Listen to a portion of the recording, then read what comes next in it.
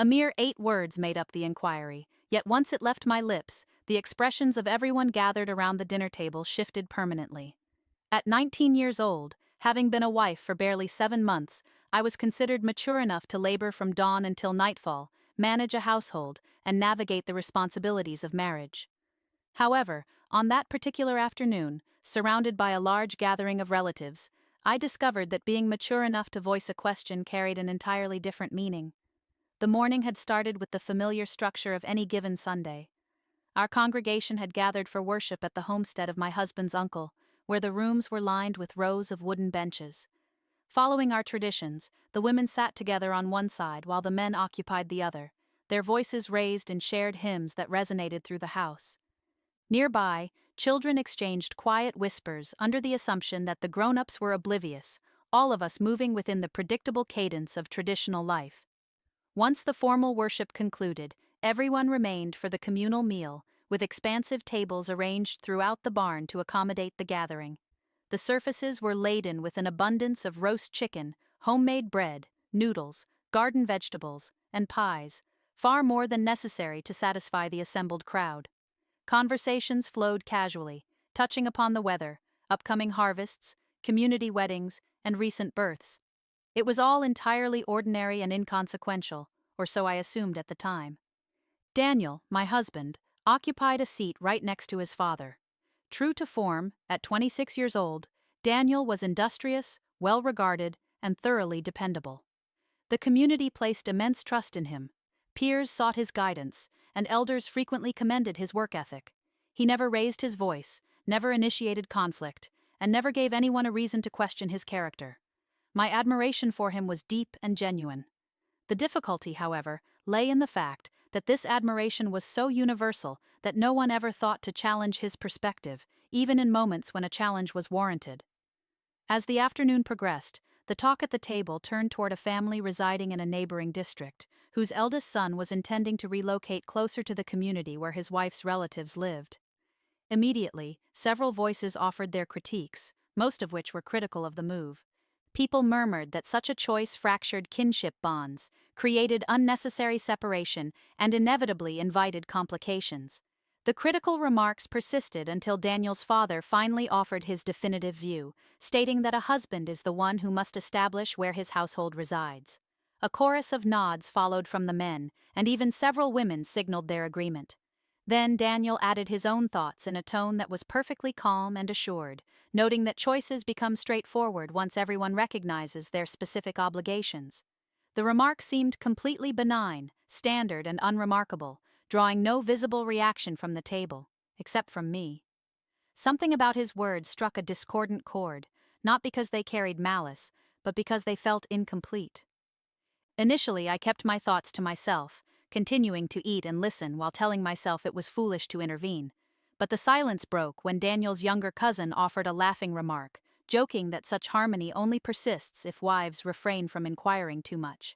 The surrounding laughter was louder than I anticipated, and even Daniel offered a subtle smile.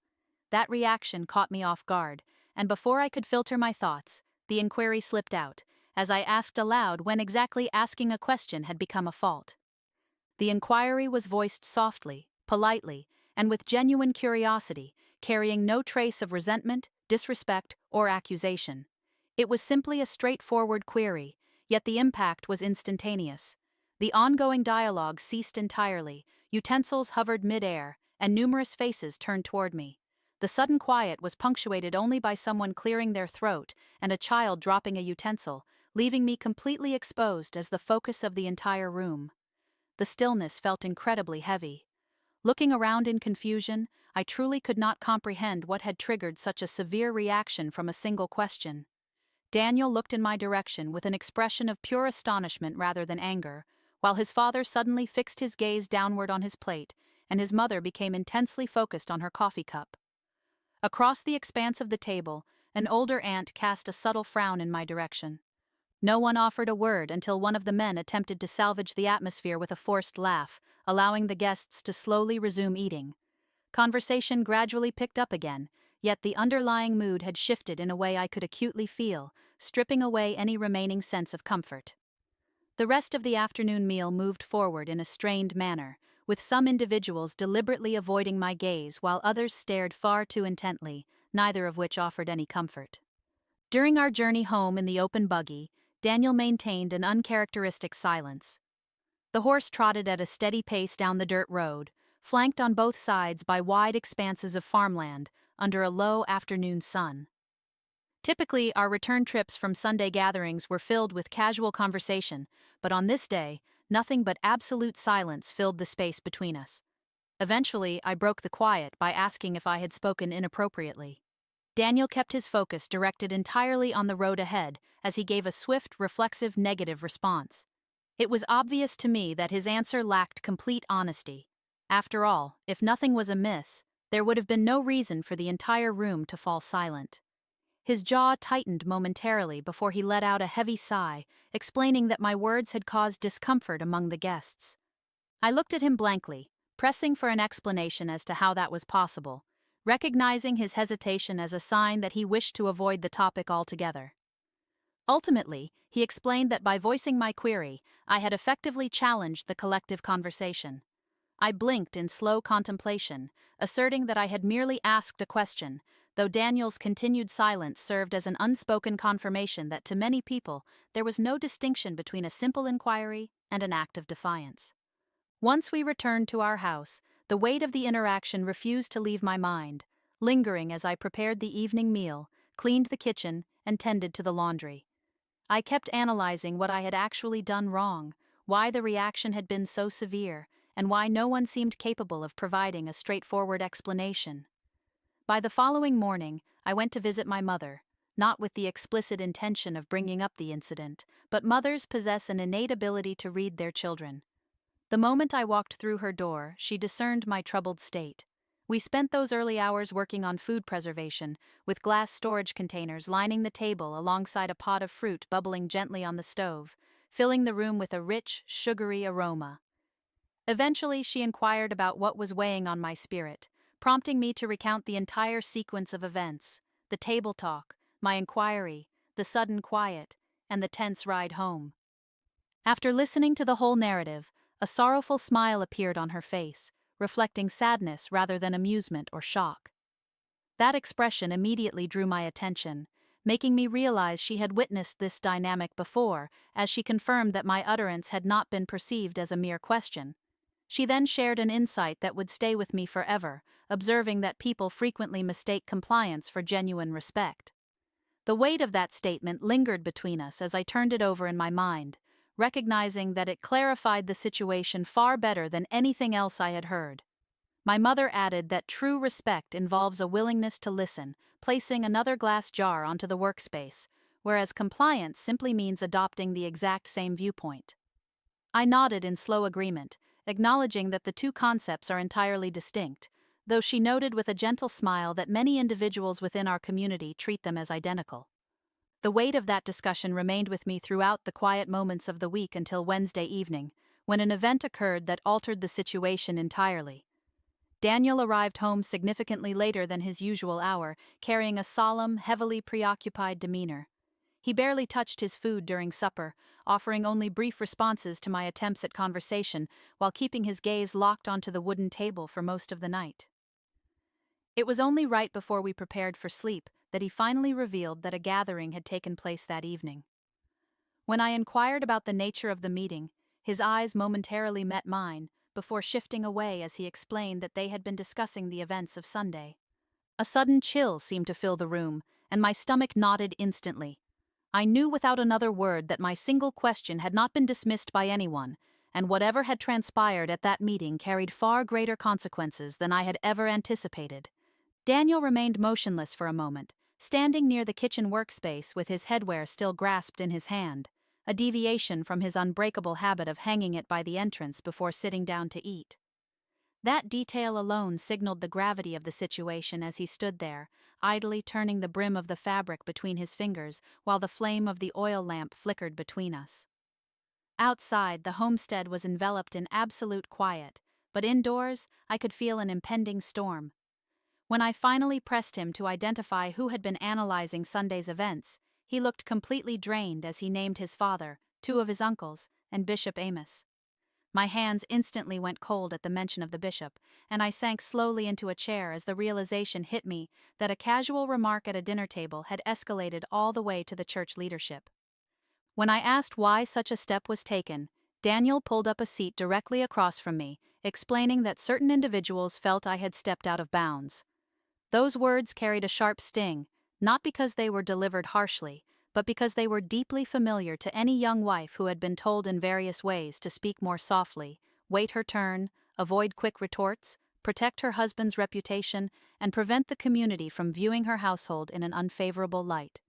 Resting my hands in my lap, I asked if he had informed them that I meant no disrespect, but his downward gaze served as my answer, causing a tight sensation in my chest as I realized he had remained silent. Stunned, I reminded him that he knew my true character, to which he raised his eyes and agreed, though he explained that his difficulty stemmed from the reality that every eye in that room was fixed on him as well. That revelation caught me by surprise. I had been so consumed by the community's judgment of my own actions that I had completely overlooked how his standing was being evaluated. In our social structure, the utterances of a wife are never viewed in isolation. They are seen as a direct reflection of her husband, their home, and the entire family line. Daniel continued in a soft tone, explaining that the men were watching closely to see if he would discipline my behavior. The concept made my stomach churn, given that I was his partner rather than a child, yet I recognized the cultural pattern I had observed throughout my life, where a woman speaking out too firmly prompts others to view her husband's authority as compromised. Sitting completely still, I asked if he had indeed disciplined me, to which he shook his head in the negative, bringing a small sense of relief until he added that he had also failed to offer any defense for me. That stark truthfulness was more painful than a hollow excuse would have been, confirming that while he refrained from scolding me, he had also left me to stand unsupported, proving that silence can often carry the same weight as active agreement. After a prolonged pause, Daniel mentioned that the elders expected him to have a serious talk with me, prompting a bitter smile from me as I noted that we were currently talking, though he clarified that they intended for him to speak to me strictly in his capacity as my husband. I recognized the underlying implication of a warning and a reminder of my expected role, making the room feel incredibly claustrophobic as I looked from the cooking stove to the window before asking what he personally desired from the situation. The inquiry appeared to catch him off guard, precisely because no one else had bothered to ask for his personal view, and as he leaned back slowly, he admitted that he truly did not know, an answer that, while unsatisfactory, was entirely genuine. By the following morning, Daniel departed early to assist with the reconstruction of a neighbor's barn roof, leaving me behind to immerse myself in daily domestic duties. I occupied my time sweeping floors, baking bread, tending to the poultry, and washing household fabrics, yet none of these familiar tasks felt normal, as I continuously envisioned a group of men dissecting my single inquiry as if it were a structural defect in need of repair. By afternoon, my mother-in-law Miriam arrived at the house. She was a deeply deliberate woman, never malicious but always exceptionally careful, measuring the weight of every phrase before allowing it to be spoken. She arrived carrying a jar of apple condiment, though it was immediately clear that the gift was merely a pretext for her visit.